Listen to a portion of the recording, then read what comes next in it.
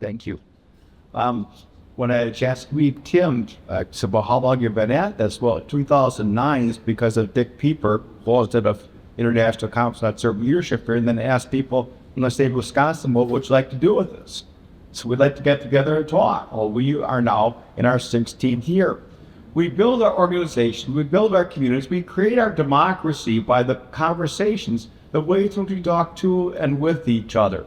The word conversation comes from the Latin word conversatio, which Augustine used in the 4th century, which means to love someone else. Conversation, you extend yourself to others. I would tell you that the 3 people that presented here today, you go to national conferences and not hear 3 better presentations. Is that not true? Because it spoke to us not with just conviction, but with love. Conversatio, the way in which we extend ourselves to each other becomes so significant and important in building our communities. And it doesn't stop here. Our question is now, what are the conversations that you and I are going to have the rest of this day? How important it is in terms of bringing people together. That's my first thought. What a blessing it is to be here together. Second, really, when asked, give me your best test, I really go back to this. Because of our service and leadership, are people healthier, wiser, freer, more autonomous, more likely themselves to become servants and leaders. And this is what I think we need to pay attention to. This was prophetic. And what is the effect on the least privileged in society? And I work at Paterno University, but I work at a Catholic Port Girls in La Crosse, and the people are desperate. Last week in our food pantry, I saw 3 times as many people than I've ever seen before.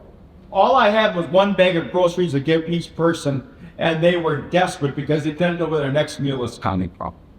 This is the time for servant leaders to look to those people who are on the margins, to extend our conversations to people who don't have someone to talk to or to be listened to. This is a servant leadership moment. And third, can you feel the goodness in this room? Isn't it just palpable? Where's all of the division people keep talking about?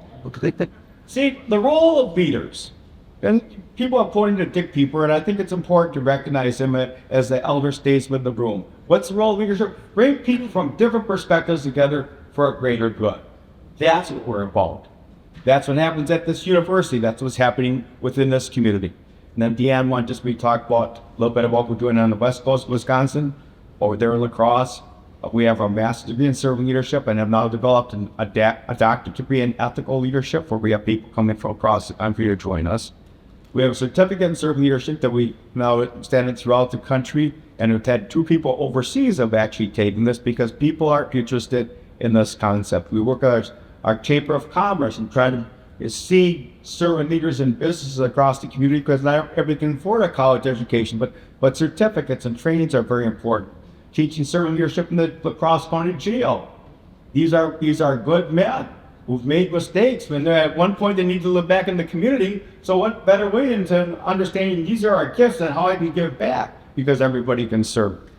So these are just a few of the things that we're doing. We have a round table on the first Tuesdays. Tomorrow we have our conversation on servant leadership as well. And then I'd like to invite you just to pay attention that we, in the last weekend of the Thursday and Friday of June, we have our statewide servant leadership conference. This year our title is Resilience and Renewal.